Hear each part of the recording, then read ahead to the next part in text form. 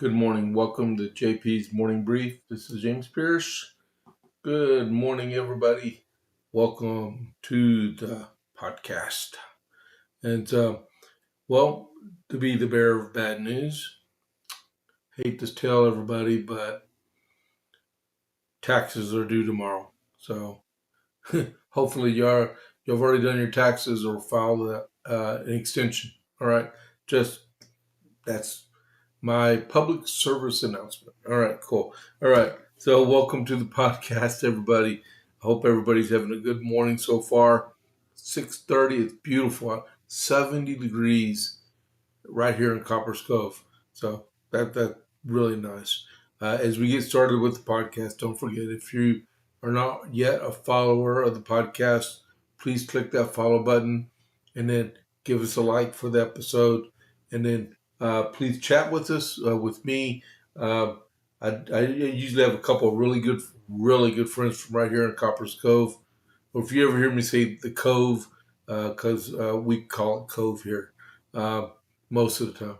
But really good personal friends of mine. One sleeps in this time of day, and the other, he's usually on, unless he has a doctor's appointment early in the morning. He's a disabled veteran, just like I am also. But yeah, so chat with us. I'll either verbally talk to you like I'm talking to myself, or I'll do a chat real quick with you if I'm able to. All right. So that being said, here we go. I'm telling you, there's a lot. I mean, I've already printed stuff off for the for the JPA report. That's how fast this is going already today. All right. So we'll start with America 250 before we lose sight of what's going on. I have a letter from John Adams to Abigail Adams. It's a 2-page letter, so I'm going to do the first 3 paragraphs this morning, and then the last three, okay, 4, but it's really 3 if you look in space, right? So I do half this morning, and I'll do the other half this afternoon on the JPA report, all right? So let's get going here. Let me get a sip of my hot chocolate real quick. All right. So, letter from John Adams to Abigail Adams, dated the 14th of April, 1776. You justly complain of my short letters, but the critical state of things and the multiplicity of avocations must plead my excuse. You ask where the fleet is. The enclosed papers will inform you. You ask what sort of defense Virginia can make. I believe they will make an able defense. Their militia and Minutemen have been some time employed in training themselves, and they have 9 battalions of regulars, as they call them, maintained among them under good officers in continental expense. They have set up a number of manufactories of firearms which are busily employed. They are tolerably supplied with powder and are successfully and assiduous in making saltpeter. Their neighboring sister, or rather daughter colony of North Carolina, which is a warlike colony and has several battalions at the continental expense, as well as a pretty good militia, are ready to assist them, and they are in very good spirits and seem determined to make a brave resistance. The gentry are very rich, and the common people are very poor. The iniquity of property gives an aristocratical turn to all their proceedings and occasions a strong aversion to the patricians to common sense. But the spirit of the barons is coming down, and it must submit. It is very true, as you observe, that you can be duped by Dunmore. Lord Dunmore was the governor, or is the governor of Virginia, the British governor of Virginia. But this is a common case. All the colonies are duped more or less at one time and another. The more egregious bubble has never blown up than the story of the commissioners coming to treat with Congress. Yet it has gained credit like a charm, not only without but against the clearest evidence.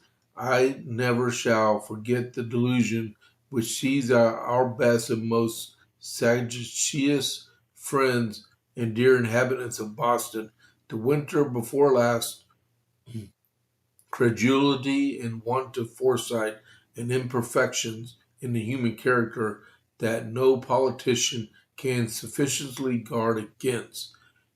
You have given me some pleasure by your account of a certain house on Queen Street. I had burned it a long time ago in imagination. It arises to the viewpoint like a phoenix. What shall I say to the Solicitor General? I pity the I pity his pretty children. I pity his father and his sisters. I wish I could. It could be clear that no moral evil to pity him and his lady.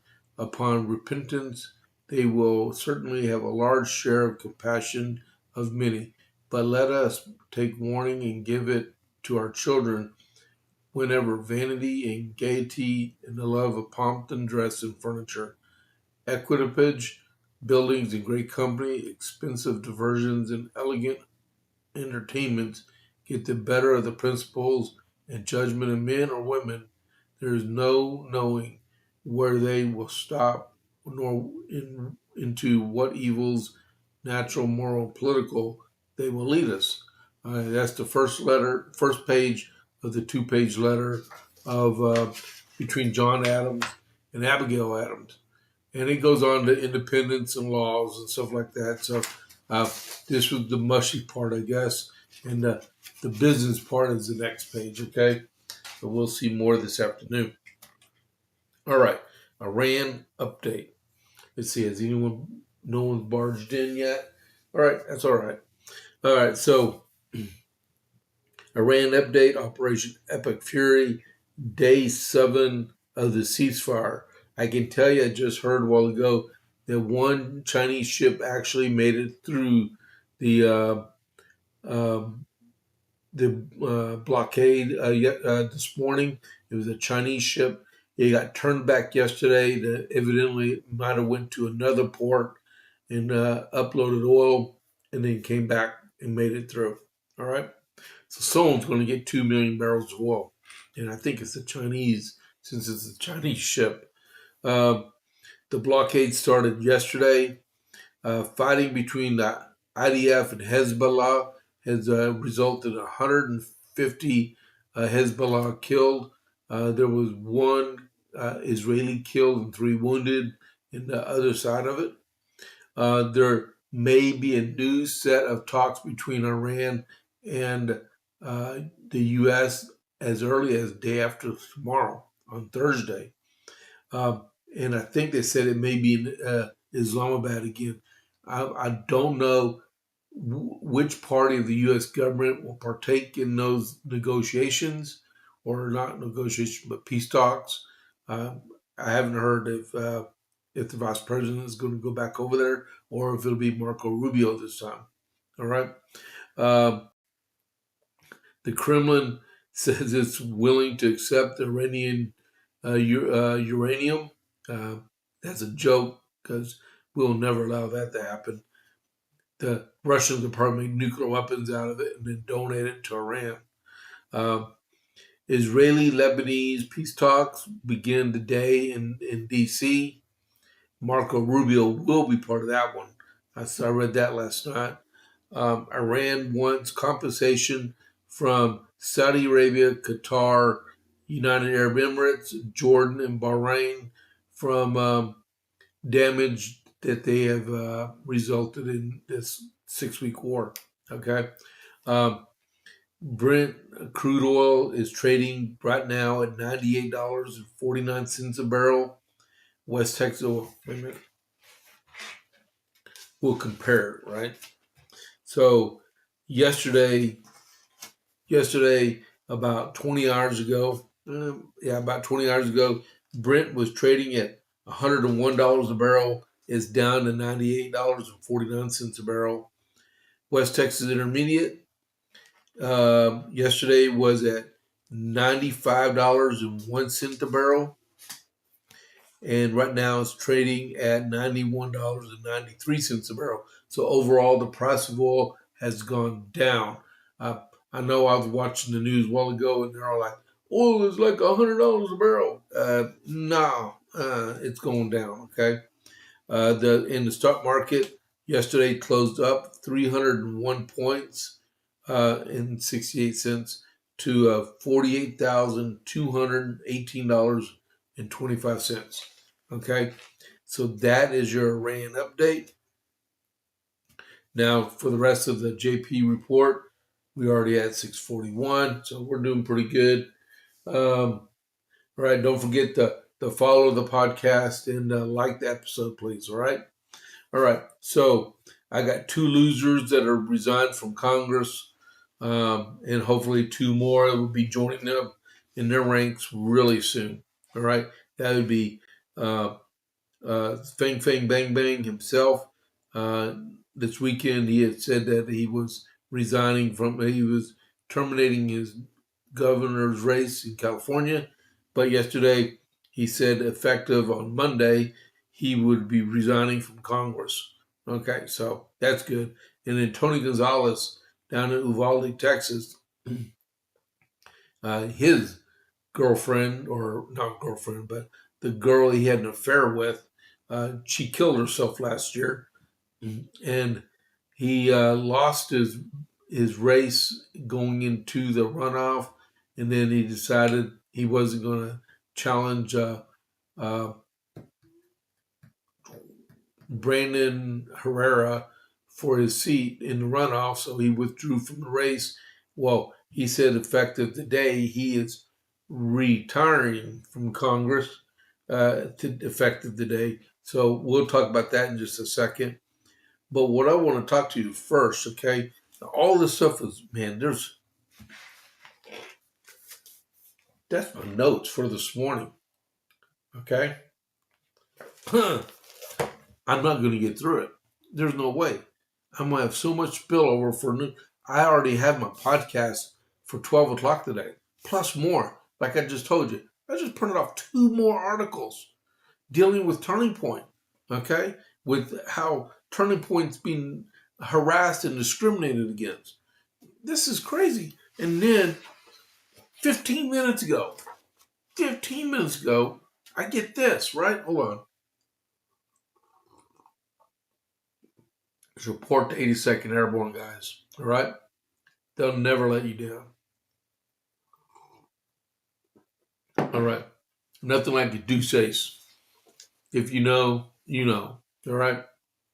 Matter of fact, if you're proud to support the red, white, and blue of the 82nd Airborne, put an American flag in the chat if you're on. And I will start, since I'm a combat veteran of the 82nd Airborne. There we go. I'm it. And just to show you a little bit of proof, that's me. That shows I was deployed in Iraq with them. All right. I was in Saudi Arabia. I was in Iraq in 07, 08 in the Saudi City. All right.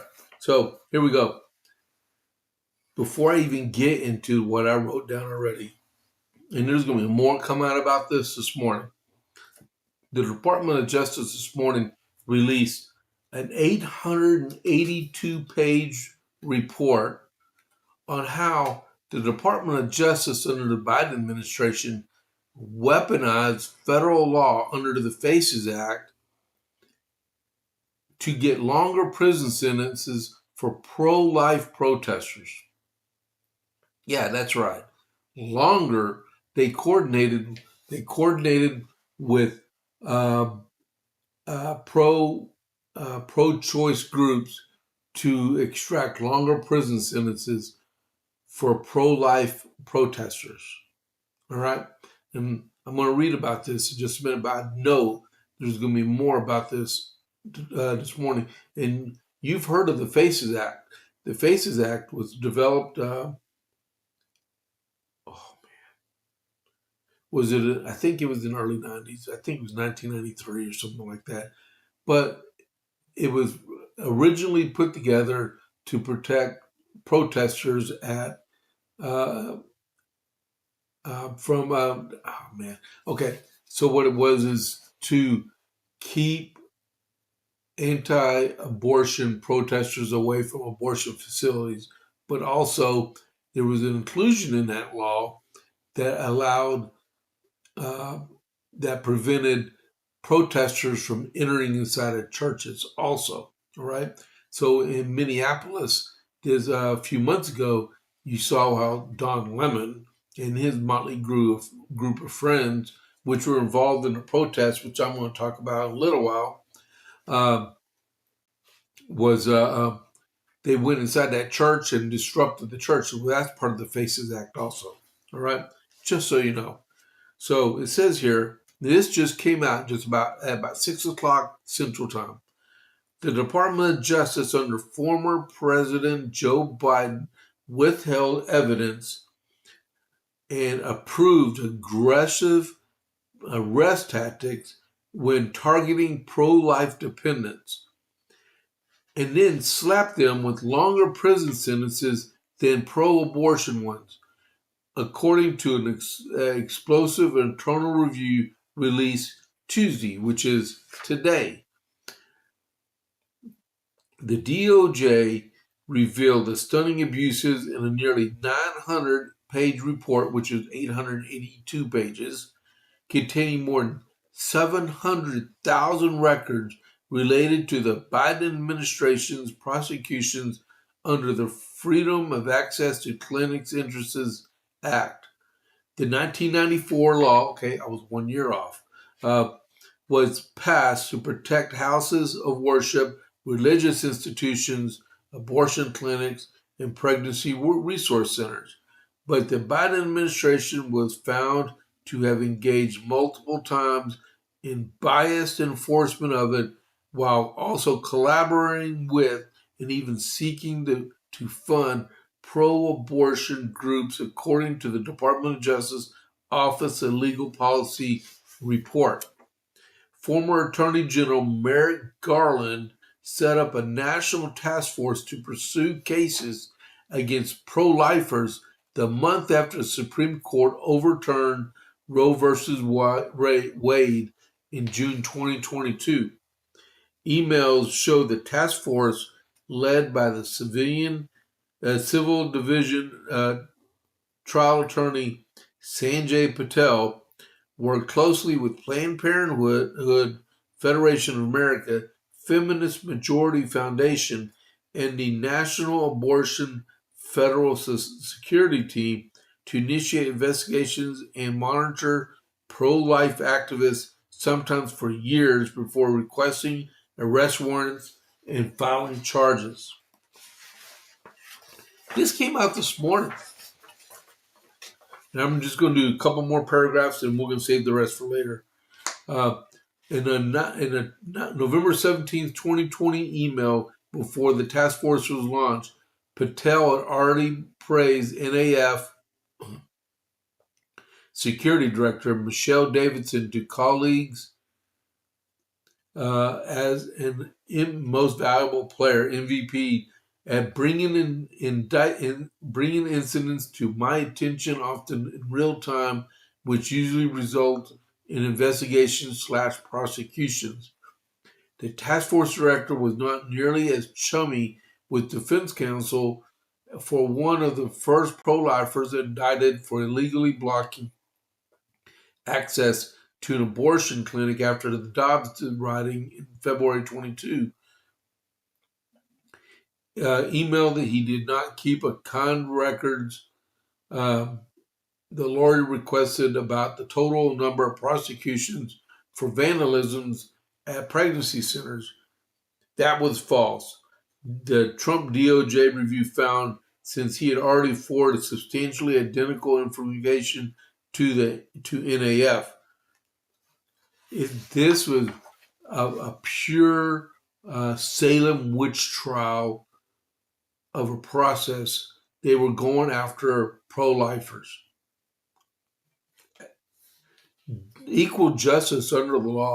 I guess the Democrats completely forget about equal justice under the law, because this is absolutely ridiculous that this was even allowed to persist at all. And why did it take? It took a year and a half for us to uncover all this information. 700,000. That's what it says here. 700,000 records in an 882-page report. It was 700,000 records related to Biden administration prosecutions. How do we even tolerate this stuff to happen in our country? And we're approaching midterm elections right now, and we got people are making predictions all over the place that the Democrats are going to try to attempt to take over through the elections. We have to turn out and vote. You have to vote Republicans, or this stuff will never see the light of day, ever. All right? So, that being said, what are we doing on time? We're at 6:51. Like I said, we're not getting through this. All right, quickly. Loser number one, Fang Fang Bang Bang. He announced he would resign his congressional seat on Monday on the heels of multiple bombshell reports last Friday that forced him to drop out of a bid to become the next governor of California. Shall I read his resignation that he said inside of a $26 million mansion? Okay. I'm deeply sorry to my family, staff, and constituents for mistakes and judgment I've made in my past, Swalwell said in a statement. I will fight the serious false allegation made against me. However, I must take responsibility and ownership for the mistakes I did make. And that's understandable. What's not understandable is the sexual assault. Okay, the alleged sexual assault. All right. So he's already Kash Patel, the FBI director, invited him to come to his office and speak to him about the allegations that he says are absolutely false, since he's no longer a member of the Congress, right? So we'll see how that goes. And the DA in New York City opened up an investigation on him because some of the alleged sexual assaults happened in Manhattan, and then the Department of Homeland Security actually opened up an investigation on him also because of a Brazilian nanny which was illegally inside the United States, and he was paying her under the table. All right. Mr. Swalwell, I hope you have that McDonald's application ready. But, he's been in Congress like 10 years. So he's probably got a nice retirement check coming. Probably a couple grand a month. All right, next is the loser number two. This hits closer to home. Congressman Republican Tony Gonzalez said he plans to retire today. All right. I don't know what the retire part is today. I'm sure when the sun comes up in a few minutes, people are going to be asking the same question. Even in the Texas scorecard, they couldn't even define what he meant by retiring today meant. So we don't know if he meant retire, resign is the same essence of words. The fact is, he's got 6 years in Congress. He gets a retirement check for the rest of his life. So Tony Gonzalez, Republican of Texas, abruptly announced his decision to resign from Congress Monday evening, effective today, amid calls for him to step aside after admitting his sexual misconduct with his staffer earlier this year. The embattled lawmaker is facing an anticipated expulsion vote that could occur as early as this week. There is reason for everything, and God has put a plan for us. When Congress returns tomorrow, I will file my retirement from office. It has been a privilege serving the great people of Texas. And everyone makes mistakes. He made bad mistakes, and the woman he was having an affair with, she killed herself last year. And it's unforgivable. Okay? He needs to go away. He's an Army veteran. You know, I side with veterans almost all the time.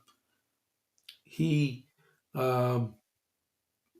he's got issues. He's got issues. Now and then now there's also before. Man, it's already 6:55. I barely touched. There's big news stories in here. Now the Miss McCormick in Florida and Corey Mills from Florida, they're both on the list of being expelled from Congress. Also, I don't know if that's going to happen. Hopefully, it does. Um, so the next question is there enough time in the legislature session to hold a special election to replace him? We've already had our primaries here in Texas. Brandon Herrera, he's planning for his November election battle against which Democrat filed against him. But what do we do between now and January? Is there enough time to hold a special election and get someone in that seat? Or is Governor Abbott just going to keep it vacant till January? He could. The same thing is in California. Is there enough time since the June 2nd is the primary in California, right? And then he's already said he's not running for re-election because he was running for governor. So they already got people in the mix for that jungle primary. So are they going to have another special election that crosses over and confuses everybody? So we'll find out really soon if there's going to be a special election. That's a very, very, very good question to pursue right there. All right. So Swalwell's gone, Gonzalez is gone, McCormick is next, and so is Corey Mills. Anna Paulina Luna she means business. And then her and Congresswoman, the Democrat Congresswoman Fitzgerald, I think her name's Fitzgerald from New Mexico, said that if Gonzalez tries to weasel his way into just saying he's going to fulfill the rest of his time, he has till 10 a.m. this morning to make it official that he's resigning, or they're going to pursue kicking him out of Congress. All right. So, man, it's already 6:58. Wow. All right. Well, hey, just to let y'all know what's going on, we have the JPA report that's at noon today. I'm not planning any morning brief tomorrow morning because I have to go get labs at the VA. So I'm there at 6 o'clock in the morning, 40-minute drive. There's no way. All right. But I'll be back tomorrow at noon for the JPA report. And there is a JPA report today at 12 also. No telling how much more news is going to hit me between now and then. Tonight at 6 o'clock at Coppers Cove, we have the Coppers Cove Conservative Club meeting at Giovanni's at 6 p.m.